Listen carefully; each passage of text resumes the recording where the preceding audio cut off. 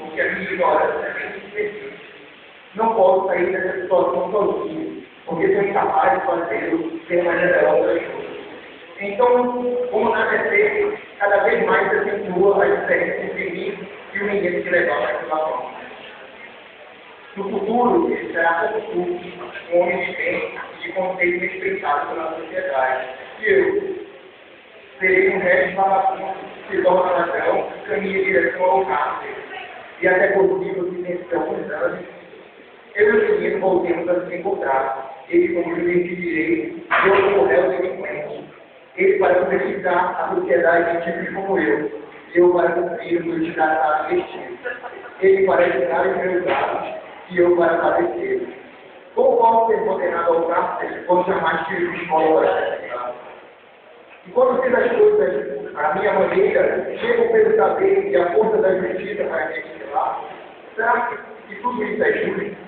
Amigo, não peça a tua mão, pois ela é seu filho. Nem a roupa, nem a cama, nem o livro, e nem a comida que só ele merece.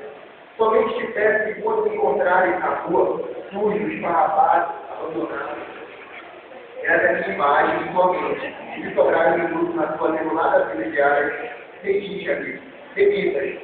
Como pode me salvar? Sem diferença, com certeza, poderemos fazer alguma coisa.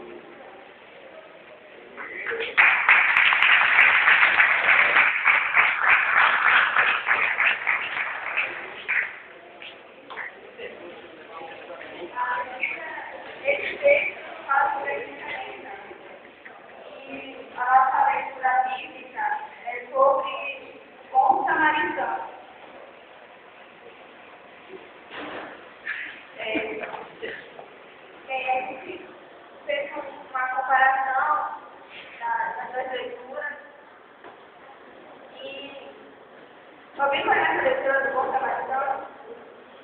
Conhecem todos? Sim? Conhece então? Não? Eu vou ler.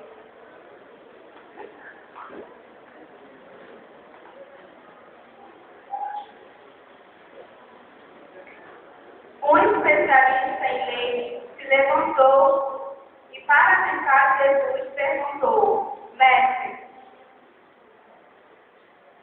o que devo fazer para receber em herança a vida eterna?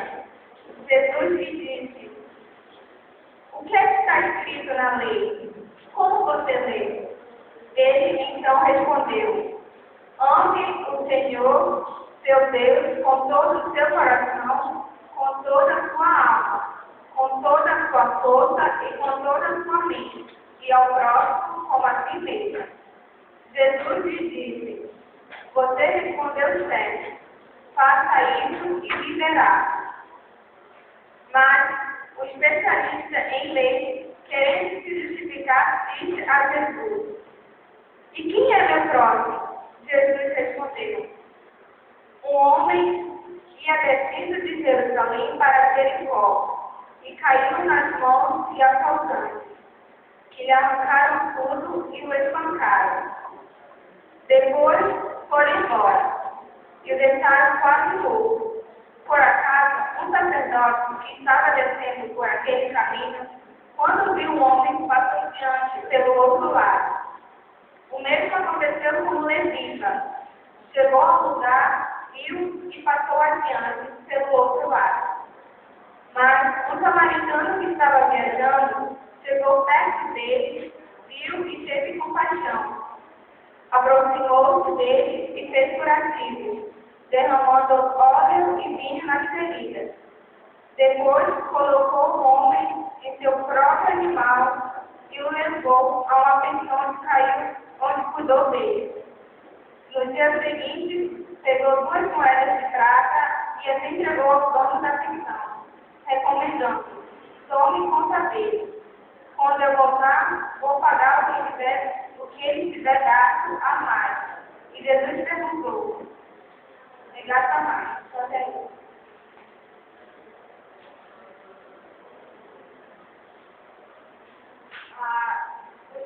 Os dois casos, as pessoas passavam pelo garoto abandonado e tinham desprezo. que aconteceu na leitura bíblica foi o mesmo, só que ele foi espancado e ninguém teve coragem de avisar, a não ser o samaritano.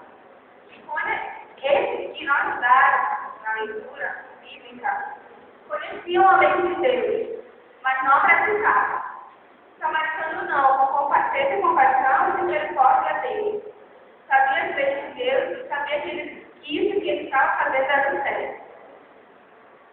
A da leitura é um pensamento, é um garoto abandonado que fizeram duas comparações entre o filho, o pessoa de rica e tem oposições com ele. Tinham medo, vou passar perto dele quando eu queria fazer alguma coisa. E geralmente é o que a gente tem.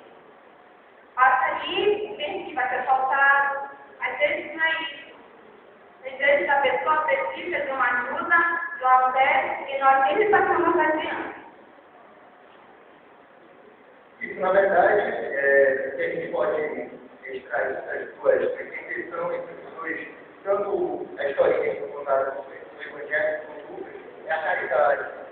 Quando o samaritano pergunta para Jesus, o que eu posso fazer para ter a salvação? Amar a Deus, todas as coisas, e ao próximo como a si mesmo.